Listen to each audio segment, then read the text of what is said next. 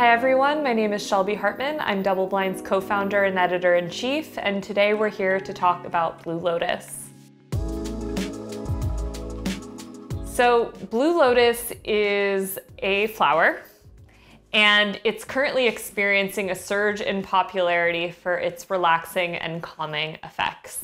So before I talk to you about Blue Lotus, I'm just gonna show you what it looks like, because I happen to have some.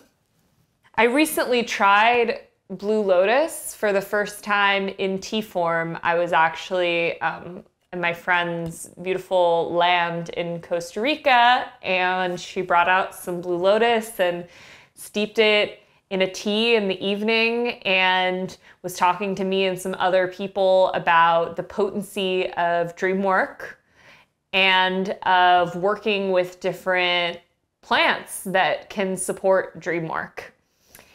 And it's just been a really beautiful journey to cultivate a relationship with this flower. So we're gonna get into Blue Lotus for anxiety, we're gonna get into it for substance dependence, relaxation, lucid dreaming, and even a little bit of history. So as mentioned, Blue Lotus can be drunk in tea form, which is how I usually drink it in the evenings, but it can also be used topically as a cream.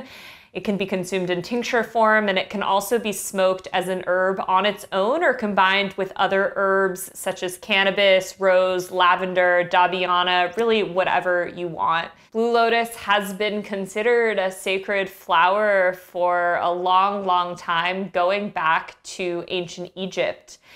Due to the fact that it loves the sun, it was closely associated with the Egyptian god Ra, the sun god in Egyptian culture. The flower petals open upon first light, and the blossoms follow the arc of the sun throughout the day, and then blooms finally close at sundown. It's becoming increasingly popular in cannabis products, and you might have seen in some herbal pre-rolls, CBD pre-rolls, people putting Blue Lotus flower into their smoking blends to help with sleep, lucid dreaming, euphoria. Other people also dress pre-rolls with Blue Lotus flowers, joints or blunts, coating the outside of rolling paper with Blue Lotus. So there's a lot of different ways that people are engaging with this ancient medicine, this ancient spirit. While Blue Lotus is in its name, the flower is actually not a lotus, it's a lily. And it's also known by the common names blue water lily, sacred blue lily of the Nile, and Egyptian lotus. It's an aquatic perennial plant that grows on the shores of lakes and rivers, and in folk medicine, the plant is reported to have soothing, tranquilizing effects. Its historical uses are for detoxification, as an aphrodisiac. In Ayurvedic medicine, it's been used for dyspepsia, enteritis, diarrhea, urinary problems, fevers, and heart palpitations. So it's been used for many different things across different cultures and across time. It originally comes from northern and central Africa and was originally found along the Nile River, but now grows throughout the continents of Africa and Asia. And it was used, as mentioned, in ancient Egyptian culture and shamanistic rituals for its narcotic effects, producing trance-induced states known for altering consciousness. In ancient Egyptian culture, Blue Lotus was used for ritual mourning, and it was frequently featured alongside the white lotus in Egyptian art, artifacts, hieroglyphics dating back to the 14th century BC. It's been found on papyrus, it's been found on vessels. Really demonstrating the ancient Egyptians' profound knowledge of the therapeutic and ceremonial use of this flower. Blue Lotus contains the active ingredients apomorphine and nuciferine. And apomorphine is a psychoactive alkaloid that interacts with both dopamine and serotonin systems, key neurotransmitters that regulate feelings of pleasure and mood. And for people who love science out there, you might be interested to know that Blue Lotus shows activity as a partial agonist at 5-HT1A and an antagonist at 5-HT2A serotonin receptors. Nuciferin is an alkaloid associated with dopamine receptor blockade, or a dopamine antagonist, which blocks dopamine receptor activity. Blue Lotus flower is used as a sleep aid and anxiety reliever. And it's also rich in food-derived flavonoids, such as flavonoids quercetin, kaempferol, and maracetin, which have shown anti-mutagenic and anti-carcinogenic effects. Flavonoids from Blue Lotus flowers show promising antioxidant activity, just like blueberries. Hi, my name is Shelby Hartman. I'm DoubleBlind's co-founder and editor-in-chief. And for those of you who don't know, DoubleBlind began as a print magazine 5 years ago that I had the idea for when I was meditating. It hasn't been easy. We've been up against a lot, from censorship to all the challenges of running a media startup in the 21st century. We vowed to never have a paywall over our articles and to always offer scholarships for our educational offerings so people are not locked out from the information that they need to heal. This has all been made possible by the support of our members. Our membership comes with journeys to help people prepare for and process their psychedelic experiences, and we've teamed up with our favorite people in the psychedelic space to offer breathwork, cannabis ceremonies, integration circles, and more. Plus, the membership comes with a free subscription to our print magazine, which comes out twice a year. So if you feel called, I invite you to join us. As mentioned, people use it for lucid dreaming, anxiety, insomnia. It's been used for centuries for a number of health issues, but it's important to note that there have been no clinical trials to date that test the efficacy or safety of Blue Lotus for these conditions. So we just like to remind you, as I often do in videos, I'm not a doctor. If you have a pre-existing medical condition or are taking medications such as an SSRI, be careful about potential contraindications with herbs, supplements, psychedelics, and other things that are either regulated or unregulated, but that just don't have a lot of clinical research backing them up. As mentioned, one of the main reasons people love to take Blue Lotus is for relaxation. I personally love to smoke joints with a little bit of Blue Lotus flower, to drink some Blue Lotus tea in the evenings. And the plant is considered a nervine, which means that it supports the balance of the central nervous system and produces a feeling of restfulness in the body. The effects of Blue Lotus can also be euphoric, while simultaneously helping decompress the mind and relax your body. Sounds pretty great, right? So some people use Blue Lotus for its potential to help with anxiety, stress, and insomnia, but people also use it to enhance sexual pleasure and function.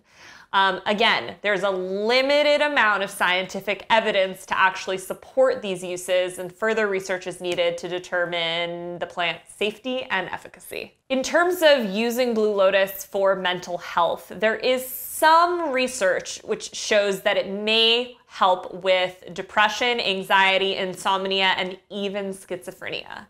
Nuciferin in Blue Lotus has varying effects on serotonin and dopamine receptors, and one study suggests nuciferin may have potential therapeutic applications as an antipsychotic drug. In another small study, nuciferin showed potential effectiveness in treating schizophrenia.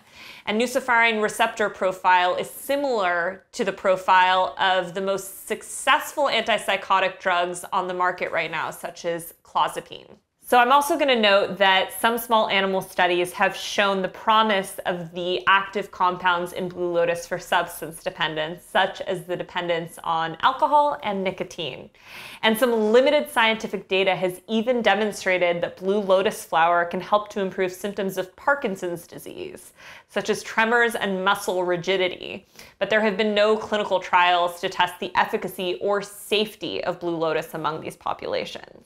So it's really cool that Blue Lotus has shown promise for all of these conditions in smaller studies, despite the fact that more research is needed. But as mentioned before, really it's mostly used or largely used for lucid dreaming.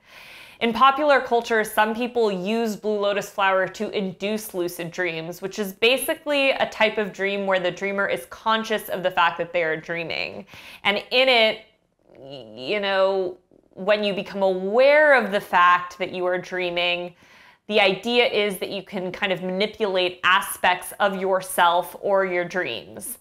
And I've done this before. I've actually flown in my dreams over the ocean and stuff, and it's really fun and also can be a very potent spiritual practice. The belief is that the combination of the euphoric and drowsy effects of the blue lotus promotes vivid and lucid dreaming states. However, again, there's just no scientific evidence about blue lotus and lucid dreaming. In addition to blue lotus being a plant that can be used for lucid dreaming, it can also be a plant that's used simply to remember your dreams, if that's something that you're interested in doing. And it's something that I've been practicing, and I found it to be incredibly potent. The woman that I was referencing earlier, who I met in Costa Rica, said that she likes to approach blue lotus with the same level of reverence and intention with which she approaches sort of bigger classic psychedelics like ayahuasca and mushrooms. So you really can turn it into a ritual in the evening where, as you're making your tea, you're smelling the tea, you're touching the flowers before they go into the hot water, you're feeling and expressing gratitude for whatever it is that this plant, this ancient plant, is going to gift to you in the night. And, you know, there are a number of ways to try and remember your dreams, but something that she told me to do, which I have found really works for me, is that I actually imagine, as I'm falling asleep after I've drunk my blue lotus, that there's a bridge, a physical bridge that's connecting my waking life to my dreaming life.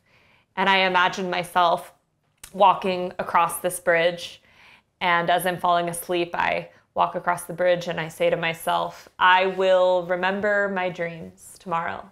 I will remember my dreams tomorrow.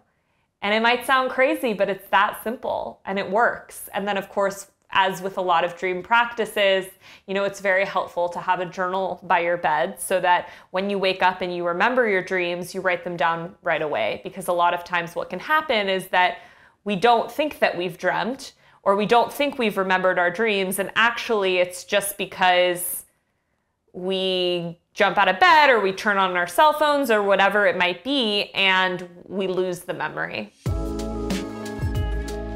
Blue lotus flower is generally considered to be pretty safe when used in small amounts, but it is possible to experience some side effects. And those can include dizziness, nausea, vomiting, dry mouth, constipation. I feel like that person at the end of the pharmaceutical advertorial. It's like, da, da, da, da, da, da, da, all these things might happen to you. It's important to start with a small dose and gradually increase your dose over time to reduce the risk of side effects. High doses have been known to raise heart rate and cause flush or redness in the face and body. It's also important to follow the dosing instructions provided on the product label if there is a product label. If you experience any side effects while using blue lotus, then try and find a trusted herbalist and someone that's familiar with alternative healing modalities who you really trust to help you. As mentioned, blue lotus flower can be taken in a variety of forms, including as a tea, tincture, extract, or dried flower. And some people also smoke the dried flowers or add them to food or drinks. Blue lotus tea, as mentioned before, is one of the most common ways to experience this dreamy flower. And you can steep a cup before bed or meditation to relax the mind, open up the consciousness and sensory capacity. To make some tea, you just add 1 to 2 teaspoons of dried blue lotus flowers to a cup of hot water and let it steep for 5 to 10 minutes. Super easy. Placing a lid over your tea while it steeps also ensures that you recapture any active components that may evaporate in the steam. And as with all tea, you can add honey or lemon if you want to. Blue lotus petals can also be smoked ceremonially or burned as incense to encourage lucid dreaming and muscle relaxation. Inhalation brings much stronger and faster acting effects, but also dramatically increases the risk and severity of side effects. I also recently encountered a Blue Lotus vape for the first time. My friend brought it over to my house. I can tell you after a few hits, I was definitely feeling a little bit trippy, nothing that I couldn't handle, but I would be mindful of where you take this. As with all psychedelics, make sure that you're consuming in an environment where you feel really comfortable. So here's some tips if you want to smoke Blue Lotus flower. It's pretty simple. Basically, grind the dried Blue Lotus flowers into a fine powder using a grinder or mortar and pestle. Fill your smoking device or rolling papers with the flower and light it up. As mentioned, smoking large amounts of Blue Lotus can cause side effects such as dizziness, nausea, and even vomiting. So I would definitely not recommend like rolling a whole joint of Blue Lotus and just smoking it. Take a couple of hits, see how it makes you feel. You can always take more, you can't take less. Another way you can consume Blue Lotus is by making a tincture. And you do that by mixing a 5-to-1 ratio of alcohol, such as vodka or brandy, to the dried herb. You can then take the tincture by adding a few drops to a glass of water or putting it directly under your tongue. To make a Blue Lotus flower tincture, all you need is dried Blue Lotus flowers, alcohol, such as vodka or brandy, a glass jar with a tight-fitting lid, a strainer or cheesecloth, and a dark-colored glass dropper bottle. If you want a step-by-step guide on how to make a Blue Lotus tincture, or you want to know anything else about Blue Lotus, I recommend checking our very long, thorough, amazing article on Blue Lotus at doubleblindmag.com. And for more videos like this one, subscribe to our YouTube channel.